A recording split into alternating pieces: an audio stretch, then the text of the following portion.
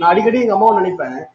எங்க அம்மா எனக்கு எனக்கு ஒரு வாழ்க்கையை வாழ்ந்து முடிச்சுட்டு போனாங்க, அது எவ்வளவு எனக்கு பிரோஜனமா இருக்குன்னு சொல்லிட்டு அடிக்கடி நினைப்பேன். நன்றி சொல்லுவேன். அதை கொடுத்து லாஸ்டா ஒரு ஒரு ஒரு 2-3 நாளுக்கு முன்னாடி ஒரு கால் ஒன்று வந்தது. அவங்க சொல்லியிருந்தாங்க, எங்க அம்மா பரவாயில்ல, ஒரு ஊழியக்காரனை ஏற்படுத்திட்டு போயிட்டாங்க தேசத்துல, ஒரு ஊழியக்காரனை உருவாக்கிட்டு போயிட்டாங்க, அவங்க ஆண்டவர் ஒப்பு கொடுத்து போயிட்டாங்க, நான் கூட ஒரு ஊழியக்காரனை ஒப்பு கொடுத்துருக்கலாம் அப்படின்னு சொல்லிட்டு அந்த அம்மா வருத்தப்பட்டுருந்தாங்க. பேசியிருந்தாங்க சென்னையில இருந்து எனக்கு என்கிட்ட ஒரு கால் பண்ணி ஒரு மணி நேரம் பேசியிருந்தேன். எனக்கு அந்த பழைய நினைவுகள்லாம் வந்துருச்சு. நான் எங்கெங்கெல்லாம் ஒழி செய்தேன் எல்லாத்தையும் கரெக்டாக சொல்றாங்க அவங்க. நீ இங்க ஒழி செய்திருந்த, நீ அங்க ஒழி செய்திருந்த அப்படின்னு சொல்லுவாங்க.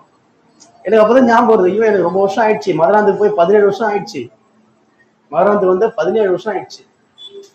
எனக்கு ஞாபகமே இல்லை அவங்க சொல்றதெல்லாம். அப்புறம் யோசிச்சப்ப பார்க்கும்போது நம்ம இப்படிலாம் கடந்து வந்துருக்கோம். அப்போ இதெல்லாம் வந்து நடத்துனது எங்க அம்மா தான் நடத்துனேன். எங்க அம்மா எனக்கு இயேசு சொல்லி தரலன்னா நான் எனக்கு வந்திருக்க மாட்டேன். நான் அந்த மாதிரி நம்ம அடுத்த சந்ததிக்கு நம்ம என்ன பண்ணணும், ஒரு ஆசீர்வாதமான வழியை விட்டுட்டு போகணும். இன்னைக்கு எதை செலக்ட் பண்ணணும் எதை விடணும்னு தெரியல. எல்லாரும் ஆடுறான் நானும் ஆடுறேன், எல்லாரும் ஓடுறான் நானும் ஓடுறேன். எதை எடுத்துக்கணும்? வசன பஞ்சம் இப்படிதான் சொல்றேன், வசன பஞ்சம் இப்படிதான் வரும். நான் சொன்னேன் வசன பஞ்சம்ன்றது இப்படிதான் வரும். எல்லாரும் போட்டு ஒரே வசனம், ஒரே எப்படி சொல்றது, அளவுக்கு அதிகமா இருக்கும். எந்த வசனத்தை எடுத்துக்கொள்ளணும்னு தெரியாது, குழப்பமா இருக்கும். நல்லா புரிஞ்சுக்குங்க, ஒரு நல்லதை தெரிந்தெடுப்பதற்கு ஒரு தவறான பெருக்கம் என்பது மிகப்பெரிய தடை. அதுக்குதான் தவறான விஷயத்துல பெருக்கம் ஆகக்கூடாதுன்னு சொல்றது.